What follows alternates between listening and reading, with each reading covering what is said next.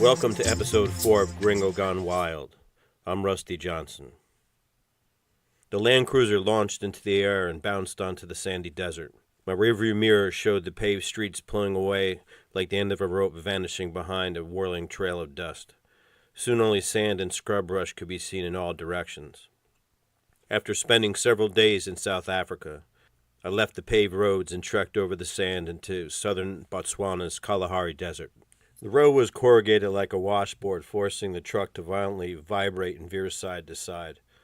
As I drove further into the desert, the deep sand was like snow and made the truck more difficult to handle. Without police, speed limits, or people for hundreds of miles, I felt free to drive as fast as I could. But the loose sand would eventually throw me out of control if I dared to push my luck.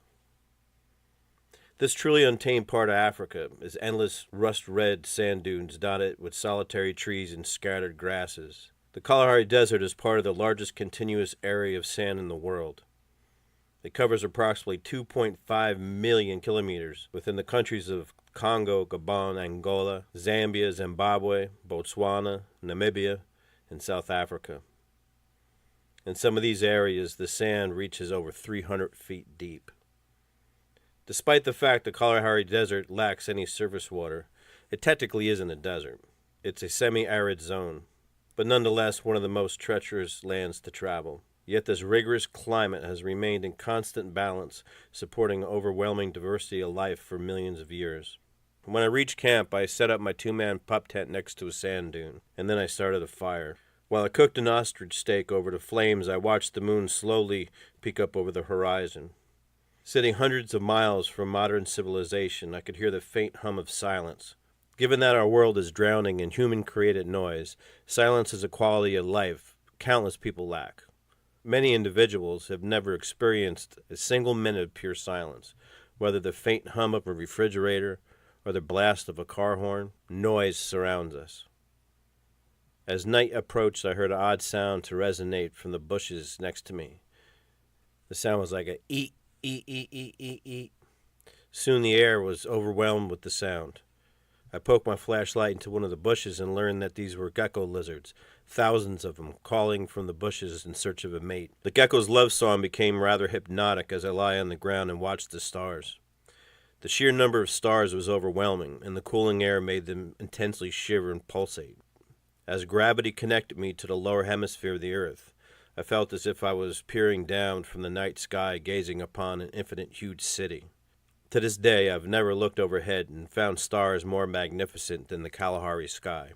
The bright moon illuminated eerie glow over my surroundings, and without the need of a flashlight, I clearly saw a black-backed jackal tiptoe past my tent in search for food. As her sensitive ears detected something underneath the soil, she leapt straight into the air and upon swiftly landing dug up a mouse, which promptly swallowed. Most jackals execute this vertical leap as they locate prey. It's a rather comical habit to watch. Weighing only about 20 pounds, the jackal resembles a small coyote. These nocturnal animals feed on small rodents, bugs, and occasionally wild fruit. I learned one morning that jackals are very inquisitive and mischievous after noticing my leather sandal was stolen in the middle of the night. The only clues left behind were jackal footprints leading into the desert, accompanied by the tracks of my sandals bouncing across the sand as they were dragged in its mouth. This seemed par for the course at the time, since a human thief in Johannesburg 2 days ago stole my sneakers. Fortunately, I was barefoot for only 3 days when a bushman noticed my need for footwear and traded me a knife for a pair of sandals that he made out of a truck tire. The sandals were not exactly stylish, but they worked, and they were a lot more comfortable than the hot sand. After the jackal gulped the mouse, she put her nose in the air and swiftly detected my presence. As she tilted her head and made eye contact with me, I realized I was most likely the first human that she's ever seen. After several seconds of interest, she tiptoed past me with no appearance of concern and meandered out of sight over the dunes. I then turned my attention back to the sky and realized the moon appeared to be shrinking. A half hour ago it was full, and now it was at half phase. It was a lunar eclipse. As the Earth's shadow gradually covered the moon, its last glowing sliver faded to black, and the desert was swallowed in absolute darkness. Seconds later, a group of jackals began to frantically yelp like dogs in a pound. Then a spotted hyena wailed over and over again. The sound was like a whoop, whoop, whoop. Spotted hyenas have over 10 different vocalizations that can be linked to specific behaviors. If one is familiar with these sounds, you can imagine what their actions are without even seeing them. For example, a spotted hyena whines or whinnies, which is a series of loud, high-pitched squeals and chattering noises. For example, when a spotted hyena whines or whinnies, which is a series of loud and high-pitched squeals and chattering noises, it's begging for food, or it's just weaned from its mother. Like a squad of air raid sirens, the rest of the pack chimed in like a frenzied gang of looters. Their sounds totally drowned out the tiny jackals as they ranted and squabbled. They painted a clear portrait of the fierce competition for survival in the Kalahari.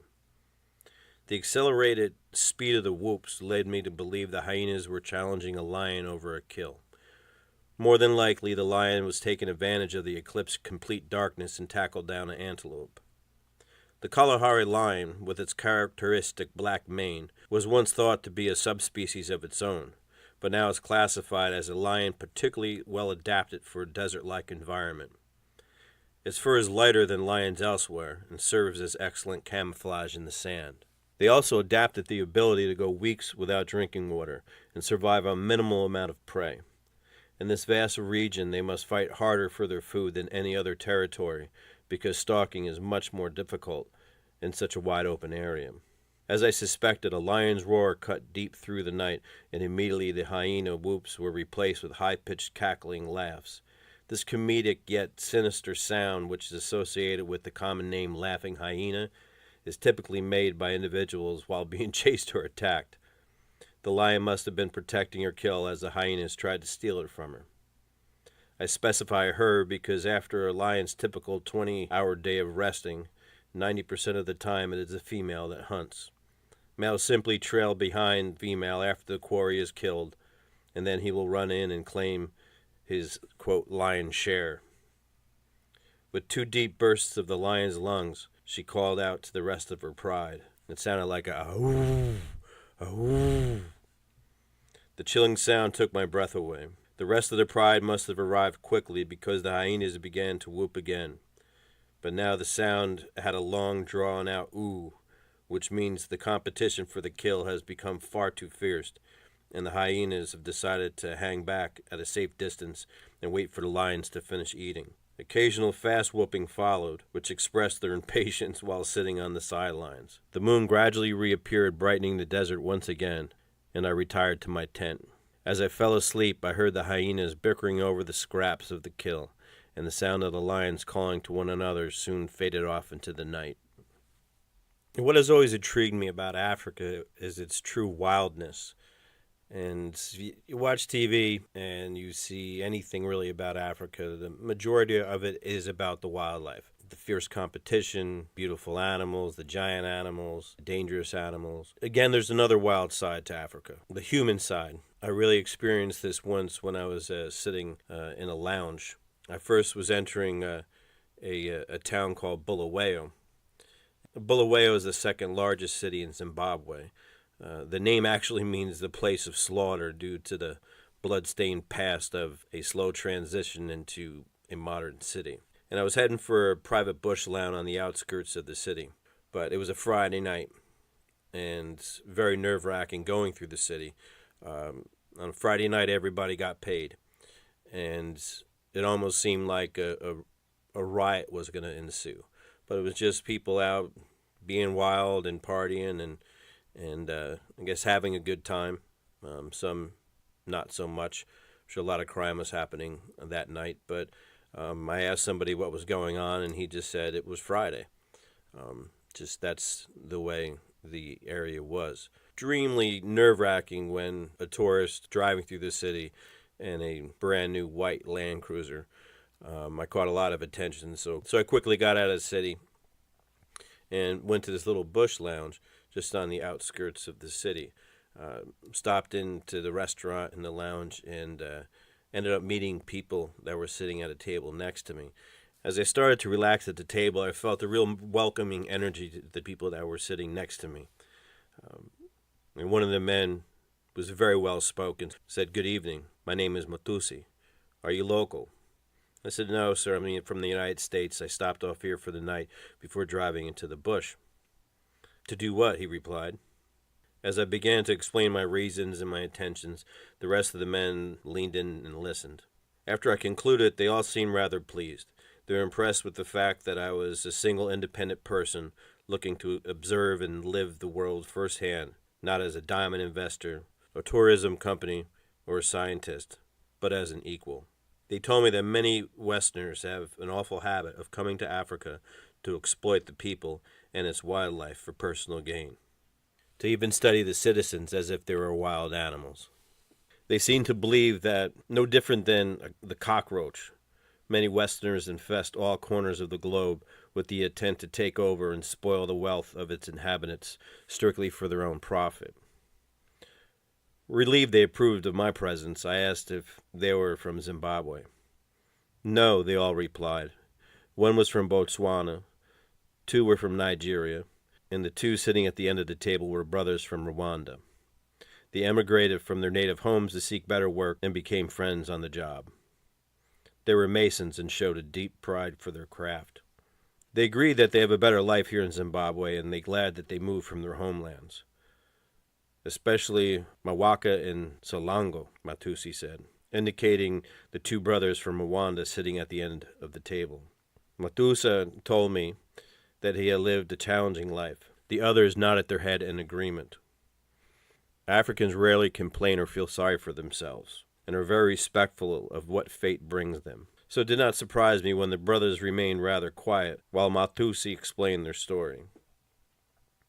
He said softly, "Rwanda contains a lush jungle climate that provides home for 3 species of gorilla. 2 of the 3 are true gorillas, the mountain gorilla and the lowland gorilla. These strikingly human-like animals live a peaceful, sociable life in 2 separate areas in the Zaire River Basin. Standing 6 feet tall and weighing up to 600 pounds, they have the strength of over 10 men. Our jungle's ancestral remnants do not breed the terror and fear created by the 3rd and most deadly species of gorilla. This species, commonly spelled Guerilla, is a strikingly inhuman, cold-blooded murderer. Killing without remorse, these socially deformed monsters appear as humans and brutally murder innocent men, women, and children as swiftly as they kill their worst enemies. Leftovers from the Hutu extremist government, they were responsible for murdering over 500,000 people during a 3-month period in 1994. The victims' only offense was belonging to the wrong tribe. Wherever they were killed, they were left to lay and rot. No human, no less a child, should have lived like that." His voice gained volume and passion as he stood up from his chair. The outside world didn't seem to care, and many Rwandans seemed thrown aside, particularly by the U.S. He continued, "While Hussein invaded Kuwait in 1990, the U.S. was the first in line to right the wrongs. Yet 4 years later, Rwandans' nightmares seem to be overlooked. Why? Because of the black blood, known as oil, which is as valuable to Americans as their green money. Is the black blood worth more than the blood of blacks?" As he sat back down on his chair, he said, "Even when the genocide was halted after the Tutsi rebels took power in 1994, the land is still plagued by fighting, and it stinks of death. In this day and age, when the rest of the world knowingly allows acts like this to take place, we are no more civilized than we were 5,000 years ago." While pointing at the 2 brothers, Matusi continued, "The 2 boys that sit in front of you had to hide, fight, and watch their families be killed right before their eyes." Lifting his beer, he adds, "In any other country, they would not even be old enough to drink this beer. Yet in Rwanda, they have lived the lives of 1,000 men. It simply is not right." Speechless, I had no response. Words could not give justice to the moment. Then, just like a channel being turned on a television, they switched to their everyday humor and conversation as if nothing had happened. They welcomed me to their group, and we spent several hours leaning on the table discussing our 2 very different worlds. While discussing the subject of popular music, one of the brothers made a comment that will always stick in my mind. He said, in 1994, when the rest of the world's children were listening to rap music, my brother and I would hide underneath the floorboards, listening to the screams of our families and neighbors being pulled from their beds in the middle of the night to be murdered in the streets. That was the only sound we heard at night. Even the wild animals no longer squabbled over meals because they leisurely feasted on the dead and became fat and lazy. Thanks so much for listening to episode 4 of Gringo Gone Wild. Please visit my website, gringogonewild.com, and subscribe so I can give you a heads up when the next episodes are out. I hope you enjoyed it, and please keep listening. And remember, in the end, all we have is our stories.